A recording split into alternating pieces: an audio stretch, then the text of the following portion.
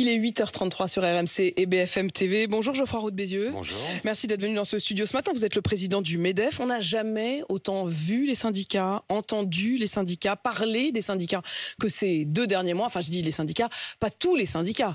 Parce que vous, c'est le syndicat des entreprises, c'est le syndicat des patrons. Vous étiez où ?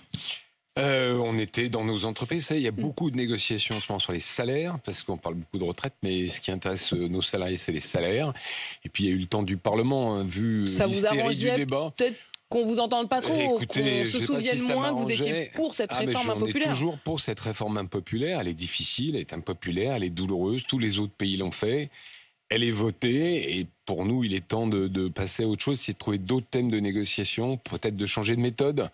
De trouver une autre méthode, de plus faire confiance aux partenaires sociaux. Entre parenthèses, pendant cette période où vous me dites qu'on n'était pas là, on a négocié avec les mêmes syndicats de salariés un accord partage de la valeur, qui est un accord important, qui permet au fond d'étendre pour les salariés des PME, des moins de 50 salariés, un système, alors au choix de l'entreprise de partage de la valeur, donc soit participation, soit intéressement, soit prime, ce qu'il appelle la prime Macron, prime partage de la valeur. Donc on a fait notre job de syndicat patronal. Et ça a été signé par tous les syndicats qui, dans le même temps, sont cette intersyndicale contre la réforme ? Pas la CGT, mais les 4 autres syndicats. Vous espériez pouvoir les faire signer ? Écoutez, nous, 4 syndicats sur 5, je pense que c'est le score traditionnel. Il est assez rare que la CGT signe des accords nationaux. Mais puisque vous parlez de cet accord-là, je me souviens qu'à ce micro-ci, le ministre de l'économie, Bruno Le Maire, s'est engagé à retranscrire cet accord dans la loi. On en est où ? Il n'y a rien qui se soit passé, il me semble, depuis ici ? Non, mais parce que le Parlement est un poil occupé par d'autres débats. Mais ce qu'on attend... Alors, mais il n'y avait pas urgence, vous n'estimiez pas que... urgence, c'est pas... Pas urgence pour les salariés. Non, mais bien sûr. Non, mais on a demandé, nous, qu'il soit... Alors d'abord, vous avez souligné, il faut qu'il soit retransmis intégralement. Et ça, vous tenez à ce que vraiment... Oui, parce que c'est un Vous avez confiance dans le gouvernement là-dessus ? Est-ce qu'on a confiance ? Oui, en tout cas, on a confiance dans la parole du gouvernement. Je vois votre regard un peu, oui, on espère, quoi. Écoutez, il y a le Parlement aussi, vous allez voir les groupes parlementaires. En tout cas, ce que nous ont dit certains, on n'a pas tous rencontré, président de groupe, c'est oui, ça dans ce pays où il y a quand même beaucoup de conflits de démocratie, on a vu le spectacle du Parlement, le fait que sans bruit, sans fureur, sans éclat de voix, 4 syndicats et 3 organisations patronales arrivent à se mettre d'accord sur un sujet compliqué sur lequel les positions étaient très éloignées au départ, puisque ça consiste à donner évidemment plus d'argent aux salariés quand il y a profit. Quand on y arrive, je pense que c'est bien que la démocratie parlementaire reconnaisse le travail de la démocratie sociale. C'est un modèle à suivre. C'est un modèle à suivre et je vois évidemment que vous souriez en le disant, parce que précisément, s'il y a bien un mot que vous venez de prononcer, c'est le mot de méthode, et vous venez de dire il faudra peut-être changer de méthode. Au fond, j'imagine que vous visez aussi la question du dialogue entre le gouvernement et les partenaires sociaux. On ne peut pas dire que le dialogue a été très fécond ces dernières semaines. Il est censé reprendre, puisque mercredi, les syndicats ont rendez-vous avec Elisabeth Borne. Est-ce que vous y serez ? Oui, a priori, avec les autres organisations patronales. Alors, je ne sais pas si on passera avant ou après, mais on ira mercredi. Vous nous dites ce matin, Geoffroy Roux de Bézieux, que vous irez, vous aussi, à Matignon mercredi. C'est assez normal, parce que quels que soient les sujets abordés, qu'on parle de retraite ou qu'on parle de travail, les employeurs ont un Ils vous ont dit, vous, sur la si question. vous pourriez parler de retraite ? Nous, on compte parler de tout. Il n'y a aucune raison qu'on ne parle pas de retraite. On y va pour faire le point. Moi, j'ai beaucoup parlé de méthode, parce que, encore une fois, cet accord partage de la valeur, je pense qu'il peut être pris comme exemple. C'est-à-dire que le gouvernement, avant de légiférer, c'est ce qui se fait au niveau européen, d'ailleurs, c'est ce qui se fait beaucoup en Allemagne, pose la question aux partenaires sociaux. On passe quelques semaines à discuter de savoir si on veut ou si on ne veut pas négocier. Mais si on négocie, il faut qu'on ait l'assurance et la garantie, la parole, que l'accord, si accord il y a, sera retransmis intégralement. Quand vous dites on va parler, et on peut même se dire qu'au fond le gouvernement aurait mieux fait de vous écouter en voyant qu'il y avait des méthodes qui fonctionnaient, en tout cas quand vous vous mettiez autour de la table, est-ce qu'entre vous vous parlez aussi ? C'est-à-dire, je pense, là on vient d'évoquer la question du dialogue entre les organisations syndicales et le gouvernement, mais est-ce que vous parlez à Laurent Berger, à Philippe Martinez ? Est-ce que vous vous êtes vus pendant toute cette période ? Oui, le fil n'a jamais été coupé, on s'est encore vu cette semaine. Avec Laurent Berger ? Avec Laurent Berger et avec d'autres, oui. Alors, ça veut pas dire qu'on est d'accord sur tout, loin de là. Parce qu'on a forcément, et d'ailleurs, une entreprise, c'est pas, j'allais dire, il y a forcément des conflits, ou en tout cas des intérêts divergents entre les actionnaires, les clients, qu'il faut jamais oublier, et les salariés. Mais que ça soit dans les entreprises où, au niveau national, le fil n'est pas rompu. Je reviens juste 2 minutes sur les négociations salariales. On est dans un monde d'inflation qu'on n'a pas connu depuis 40 ans. On aura d'ailleurs les chiffres d'ici quelques minutes. Je les donnerai évidemment en direct sur RMC, BFM TV. En réalité, c'est 6%. Pour les gens qui sont en dessous de 2 000 €, c'est beaucoup plus. Parce que la part de l'alimentation, la part du logement, la part du transport est plus élevée. Or, aujourd'hui, tout n'est pas terminé. Mais ce qui remonte des entreprises, c'est des négociations qui sont plutôt bien passées. Vous n'avez pas entendu beaucoup parler de grève dans le privé pour les salaires. Il y a ça et là, comme toujours, hein, d'ailleurs, c'est presque normal. Mais ce que vous voulez dire, c'est qu'il y a eu beaucoup d'évolutions qui ont été faites. Quand on se souvient, il y a 6 mois, ou même d'Elisabeth Borne, du temps où elle était ministre du Travail, qui disait « j'attends des entreprises qu'elles fassent un effort sur les salaires ». Aujourd'hui, cet effort a été consenti. Non, mais elles ont fait le job. Je ne peux pas vous donner un chiffre, parce qu'on n'a pas de moyenne consolidée, mais ce qui me remonte, moi, que ça soit dans tous les secteurs, toutes les tailles d'entreprises, c'est des augmentations qui, peu ou prou, souvent avec la combinaison salaire et prime, essaye de compenser. Mais vous avez entendu Emmanuel Macron la semaine dernière qui disait qu'il y avait encore beaucoup de branches dans lesquelles on commençait sous le SMIC. Oui, vous n'êtes pas senti un peu visé? Enfin, je veux dire, vous les patrons? Pardon. Le sujet des branches sous le SMIC, c'est souvent des petites branches qui n'ont pas de capacité de négocier, mais de toute façon, les gens sont au-dessus du SMIC. Là, on laisse entendre. Mais pas sur leur salaire fixe. Non, si, parce que vous ne pouvez pas payer les gens en dessous du SMIC. Donc simplement que la négociation n'a pas eu lieu. C'est souvent des petites branches, c'est des branches à 5, 10, 15 000 salariés où le dialogue social n'est pas existant. Dans toutes les grandes branches, ça n'existe pas. Pour vous, il y a une sortie de crise en vue. Est-ce que vous parleriez aujourd'hui d'une forme de crise sociale malgré tout? Oui, en tout cas, il y a une colère. Ce que je vois, moi je me balade beaucoup dans les entreprises, ce que je vois, c'est des entreprises qui fonctionnent, une économie qui tient plutôt bien, à l'exception de... Les chiffres ne sont pas si mauvais. Non, les chiffres ne sont pas si mauvais. À la fois de la croissance. Bien sûr, on résiste et on résiste plutôt mieux que les autres pays européens, à l'exception, alors je signale quand même, un problème de logement. On va au-devant, c'est une bombe à retardement. La construction neuve, donc le logement neuf, est en train de ralentir à toute vitesse. L'année 23 va pas être bonne, mais l'année 24 va être catastrophique, puisque vous savez, il y a des permis de construire à délivrer, etc. Et ça, c'est un problème qui va très au-delà des entreprises de construction. C'est un problème pour les salariés. Le fameux adage, quand le bâtiment va, tout va. Oui, là, si le bâtiment ne va pas... Oui, mais ça va au-delà de ça. C'est pour les Français. Je veux dire, s'ils n'arrivent pas à se loger, on a un problème de citoyens. Donc, si je mets ça de côté, l'économie... Qui est une vraie alerte que vous dites ce matin. Si on met ça de côté, l'économie résiste. Les gens sont inquiets pour leur pouvoir d'achat, ils sont inquiets pour l'avenir, bien sûr.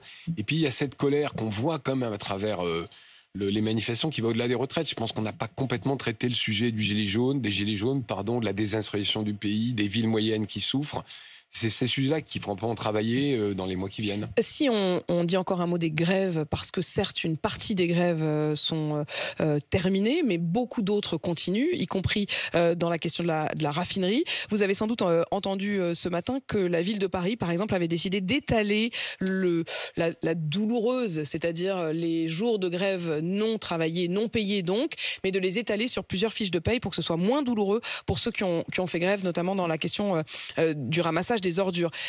Est-ce que le patronat, aujourd'hui, se retrouve confronté à ce genre de questions? Est-ce que quand vous faites une négociation avec les ouvriers en grève pour reprendre le travail, certains d'entre vous acceptent de payer les jours de grève ou de les étaler? L'essentiel des grévistes n'est pas dans le secteur privé. Mais il y en a eu un peu quand même? Ou est-ce que ça, c'était un peu gonflé par un Laurent Berger qui voulait dire que le privé, c'était aussi... Écoutez, en tout cas, moi, ce qui me remonte, c'est très peu de grèves. Très peu de grèves? Très peu de grèves dans le privé. Et il n'y a pas eu ce type de discussion. Pas eu ce type de discussion aussi parce que, vous le disiez, les accords sur le salaire, cet accord sur le partage de la richesse a été un bon accord de votre point de vue et de celui de 4 organisations sur 5. Le fait qu'aujourd'hui, le chômage baisse, est-ce que vous imaginez, est-ce que vous voyez avec vos chiffres et avec ce qui vous remonte que le chômage va continuer à baisser? Il faut raisonner de manière... À court terme, il y aura sûrement un ralentissement de la baisse, parce que si la croissance ralentit, il n'y a pas de mystère. Hein. Je veux dire, c'est la croissance qui tire la baisse du chômage. Si on se projette sur plusieurs années, la démographie, elle est très claire. En 2030, le nombre de gens qui arrivent sur le marché du travail va passer en dessous de celui du nombre de gens qui partent. C'est-à-dire que la population active disponible va arrêter de croître. Donc oui. C'est cette fameuse année d'ailleurs qui est l'année de référence pour la réforme des retraites, avec la question de l'équilibre évidemment entre retraités et actifs. Les deux sont un peu liés en fait. Évidemment, dans un système par répartition, c'est les actifs qui paient pour les retraités. Donc oui, à long terme, partout en Europe, on va avoir un problème de main-d'œuvre, des problèmes de recrutement. C'est la démographie. Donc ça veut dire un problème de main-d'œuvre pour les entreprises, mais ça veut dire un chômage qui baisse aussi de l'autre côté. Un chômage qui baisse, ça veut dire un rapport de force employé-employeur qui s'inverse, très clairement, et qui a commencé. Vous savez, il y a des métiers comme chauffeur routier où les patrons, il y a presque j'exagère un tout petit peu, mais un mercato des chauffeurs routiers. Parce que c'est un métier... Comment faire pour les retenir ? Oui, pour les retenir, pour les recruter, enfin, etc. C'est pas plus mal, parce qu'ils étaient quand même payés pas suffisamment. C'est ce que je dis, le rapport de force entre les employeurs et les employés va s'inverser. Et donc oui, sur la longue durée, le chômage baissera. Donc ce que vous nous dites, c'est que sur la longue durée, le chômage baisse et les salaires augmentent. Forcément. Ça pose aussi la question d'immigration économique de long terme. C'est un problème que toute l'Europe va avoir. L'Europe vieillit, la démographie est en baisse, il n'y a pas de mystère. Alors là, on raisonne à 6 mois, à 1 an, on regarde la conjoncture. Mais si on lève un tout petit peu la tête, le problème, il est clair. Alors, puisque vous parlez de la démographie et des autres pays européens, disons un mot de ce qui s'est passé en Espagne. En Espagne, hier, le gouvernement de gauche a fait adopter la retraite à 67 ans avec une contribution particulière des hauts revenus. En réalité, la retraite à 67 ans, c'était déjà acté, mais ils ne sont pas revenus dessus. Mais il y a une chose qu'ils ont mise dans la bataille, c'est aussi la question de la contribution des hauts revenus et de la contribution des entreprises. Et du coup, tout le monde applaudit, tout le monde est d'accord. C'est passé comme une lettre. C'est placé comme une lettre à la poste. Sauf le patronat espagnol. Mais finalement, est-ce que vous vous dites pas qu'on aurait dû faire la même chose ici ? Non, pour une raison très simple. D'abord, 68 ans, c'est un effort bien plus fort. 67, pardon. 68, c'était l'Angleterre, mais justement, ils ont annoncé. Dans le même temps, hier, les Anglais ont renoncé à aller jusqu'à 68 ans. 67 ans, ça n'est pas 64. L'effort demandé aux salariés espagnols est bien plus violent, bien plus fort. Et la deuxième chose, c'est surtout que le taux d'imposition des entreprises espagnoles est beaucoup plus bas. Nous, si on avait un taux de prélèvement obligatoire qui était dans la moyenne européenne, bien sûr, on pourrait... Ce que vous voulez dire, c'est qu'ils en avaient encore sous le pied, quoi. Ben oui, exactement, c'est ça la réalité. Nous, on est au taquet des prélèvements, d'ailleurs pour les salariés, enfin pour les citoyens, comme pour les entreprises. Donc, malheureusement, ce côté-là de l'effort, il est déjà fait. Ce côté-là de l'effort, il est déjà fait, sauf que vous oubliez de dire quand même une chose, c'est 67 ans certes, mais c'est pas du tout les mêmes annuités. On n'est pas à 43 ans en Espagne, on peut partir des 37 ans et demi pour un départ anticipé. Injuste. Pardon, le système français est beaucoup plus juste, parce que les annuités, c'est pas moi qui le dis d'ailleurs, c'est Laurent Berger, ça pénalise entre guillemets, ou ça pousse les gens à travailler qui ont démarré tard. Alors que l'âge, ça touche tout le monde, et donc si vous avez 38 annuités en Espagne, mais que vous avez démarré à 18 ans, vous pouvez pas partir, puisqu'il faut atteindre 67 ans. Donc je pense que le système français et la réforme qui est proposée est beaucoup plus juste pour les gens qui ont démarré tôt. Mais est-ce que le fait de faire, comme ils l'ont fait en Espagne, participer les hauts revenus n'aurait pas été quelque chose qui aurait été plus acceptable et qui aurait permis, par exemple, à la CFDT de se rallier Je ne pense pas que c'est changé quoi que ce soit. Il y a un blocage syndical. Encore une fois, moi, ce n'est pas ma position, mais je la respecte, autour des 64 ans. Ce que demandent aujourd'hui les gens qui sont dans la rue, c'est l'arrêt complet de la réforme. Ce n'est pas une taxe sur les hauts revenus. Donc ça n'aurait rien changé et on est déjà très taxé. Emmanuel Macron, il parle du cynisme des grandes entreprises. Je le cite puisque c'était la semaine dernière lors de son intervention. Du cynisme des grandes entreprises qui font des revenus tellement exceptionnels qu'elles en arrivent à des profits tellement exceptionnels qu'elles en arrivent à utiliser cet argent pour racheter leurs propres actions. Alors, le rachat d'actions, tout le monde l'a découvert avec l'intervention du président, ça existe depuis très longtemps. Lui, il ne l'a pas découvert, donc s'il le pointe... Tout le monde se gère. Les gens qui ont quitté le président de la République l'ont découvert. Pourquoi ? C'est une autre modalité de rémunérer les actionnaires, c'est une alternative aux dividendes. Bon. Après, si on veut... C'est pas du cynisme pour vous ? Non. Quand il dit que c'est du cynisme, vous n'êtes pas d'accord ? Non, parce que c'est une rémunération de l'actionnaire. Après, toute la discussion, c'est est-ce que les actionnaires sont trop rémunérés ? C'est ce que a l'air de dire le président de la République, ou pas. Et donc, quand on regarde la somme dividende plus rachat d'actions en pourcentage des profits, ça n'a pas bougé. Après, s'il veut, je finis juste, s'il veut mettre une taxe en place, il n'y a pas de problème. Ce que je comprends, c'est pas ça qu'il demande, c'est le fait qu'il veut que s'il y a profit exceptionnel et donc rachat d'actions, il y ait un versement exceptionnel de participation et d'intéressement pour les salariés. C'est à peu près ce qui a été dit. Mais c'est exactement ce qu'on a mis dans l'accord. Puisque dans l'accord dont je parlais tout à l'heure, cet accord sur le partage de la valeur, il y a un volet pour les PME, les moins de 50, avec un dispositif obligatoire en cas de profit dans les PME. Et côté grandes entreprises, il y a un paragraphe qui dit, un article de l'accord, qui dit qu'en cas de profit exceptionnel, il y a l'obligation de renégocier avec les syndicats un dispositif supplémentaire de participation et d'intéressement. Voilà, donc je pense qu'on a déjà répondu en quelque sorte à cette demande. Geoffroy Roux de Bézieux, on l'apprend à l'instant, les chiffres de l'inflation viennent de tomber. Une inflation qui globalement ralentit. 5,6% d'inflation en mars contre 6,3% en février. En revanche, elle augmente dans l'alimentation. Une inflation alimentaire qui passe à 15,8%. D'abord sur le chiffre global. Le fait que l'inflation ralentisse, ça vous paraît plutôt une bonne nouvelle ? Oui, bien sûr. Enfin, un monde d'inflation, c'est un monde presque dangereux. On l'a pas connu, enfin notre génération l'a pas connu. Non, moi je suis très très prudent parce que les augmentations de salaire dont je parlais tout à l'heure peuvent aussi nourrir l'inflation des mois prochains. Donc c'est pas un ralentissement en février ou en mars puis vous l'avez souligné. L'inflation alimentaire, ça c'est très très douloureux pour les ménages. Bien sûr, ça touche les gens. Enfin, quand on est en dessous de 2 000 €, ce qui est quand même l'essentiel des salariés français des entreprises privées, l'inflation alimentaire, le transport, la voiture, parce que 78% de nos salariés prennent la voiture. C'est pour ça, une fois encore, que je dis les entreprises ont fait le job parce qu'elles ont augmenté les salaires ou elles ont versé les primes qui, d'une manière ou d'une autre, essayent de compenser cette inflation. En tout cas, celles qu'ils pouvaient, qui avaient les marges pour le faire. Geoffroy Roux de Bézieux, on a parlé de sobriété énergétique, on va désormais parler de sobriété de l'eau. Emmanuel Macron qui a donc hier annoncé un plan d'économie de l'eau, avec en particulier évidemment une demande de sobriété pour le secteur de l'industrie et pour les entreprises. Est-ce que là aussi elles feront le job ? Mais elles l'ont déjà fait. Donner un chiffre. J'ai l'impression qu'à chaque fois vous me répondez tous, mais pas seulement vous, mais je veux dire, sur le plan de la sobriété énergétique, non, on a pris les devants, tout va bien. Qu'est-ce qui s'est passé sur la sobriété énergétique ? Vous l'avez vu, les entreprises ont baissé de 15% leur consommation. Là, je vous donne le chiffre. Et chiffre. les particuliers de 10%. Je vous donne le chiffre des 10 dernières années, moins 30% consommation d'eau. Et c'est pas d'ailleurs parce que les entreprises sont vertueuses, c'est aussi une question d'économie. Donc elles n'ont pas entendu le président Macron pour mettre en place des plans de sobriété. Elles vont continuer. Il y a à mon avis, deux points qu'il faut retenir. Il y en a un sur les fuites d'eau dans les canalisations. Ça, c'est absolument majeur. C'est 20% de fuite d'eau en moyenne. Ouais. Donc là, il y a évidemment des ajustements à faire. Et côté entreprise, c'est l'utilisation des eaux usées. On est à 1% de recyclage. Il y a beaucoup de pays d'Europe qui font beaucoup, beaucoup mieux que nous. Moi, j'ai visité une usine agroalimentaire il y a 6 mois qui avait déjà mis ça en place. Ils ont économisé 70% de leur consommation d'eau. Donc oui, on va le faire. C'est notre intérêt, c'est l'intérêt de la planète. Donc, c'est même pas une discussion. Est-ce que Philippe Martinez va vous manquer, Geoffroy Roux de Bézieux ? Pour discuter foot et vélo, oui.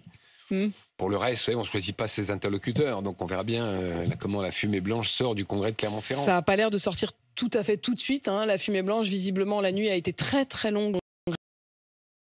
C'est toujours aussi impitoyable ce monde parce que vous allez tous arriver dans une zone de turbulence puisque là c'était cette nuit et c'est d'ici ce soir au maximum qu'il faudra un successeur à Philippe Martinez, mais il y a une succession chez vous à la CFDT.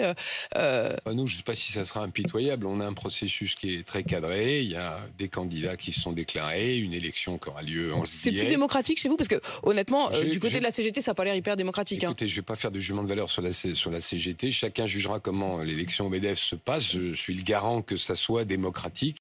En tout cas, c'est manifestement un peu plus calme, on va dire. En tout cas, moins turbulent. L'élection au MEDEF, c'est beaucoup une affaire d'incarnation. Je voudrais aussi vous interroger sur la fin des moteurs thermiques, parce que finalement, on n'arrive plus très bien à savoir. Et ceux qui nous écoutent, pour nombre d'entre eux, se disent, est-ce que je change de voiture ? Est-ce que j'attends pour changer de voiture ? Est-ce que je garde ma vieille voiture ? Que faire ?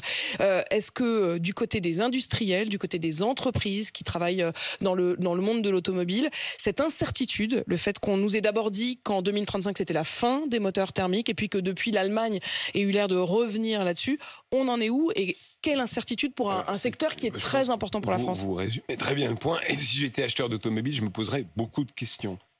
On est allé trop vite pour prendre une décision où on n'a pas écouté les ingénieurs. Parce que c'était une décision symbolique, idéologique. Un peu comme les zones à faible émission. Vous voyez ce que c'est ? C'est-à-dire l'interdiction. Les ZFE. Qui là aussi, finalement, on n'est pas du tout sûr que ça va s'imposer. Bien sûr. Et donc, encore une fois, nous, on comprend où on veut aller. On est prêt. Vers la décarbonation de l'économie, bien sûr. Tout le monde est d'accord là-dessus. Il n'y a plus de débat. Il n'y a plus de débat dans le patronat, il n'y a plus de débat. Je crois qu'il y a un consensus. Simplement, à chaque fois, on est face à des problèmes techniques, comme sur le nucléaire. Il faut écouter les ingénieurs, il faut écouter les scientifiques, pas faire d'idéologie, voir ce qui est réellement possible de faire dans un temps donné. Les ZFE, c'est l'exemple, on est allé trop vite. Les gens ne pourront pas changer leur voiture, notamment les artisans, en temps et en heure. Même les salariés, d'ailleurs, pour aller bosser en centre-ville. Et là, sur le thermique, on est parti trop vite. Mais les industriels français, Stellantis, Renault, eux sont partis, donc ils vont vers l'électrique. Et donc, il n'y aura pas de retour en arrière. C'est trop tard pour changer. Et ça a été une source de grande incertitude, à la fois effectivement pour la clientèle de l'automobile, mais pour le monde de l'industrie. Geoffroy Roux de Bézieux, merci à vous d'être venu à ce micro ce matin. Vous êtes le président du MEDEF. On a bien compris que mercredi, vous seriez vous aussi à Matignon et qu'entre-temps, le fil n'a jamais été rompu entre vous et notamment la CFDT, puisque vous le disiez, vous avez toujours continué à parler, y compris ces derniers jours avec Laurent Berger. Merci à vous. Il est 8h53 sur RMC et BFM TV.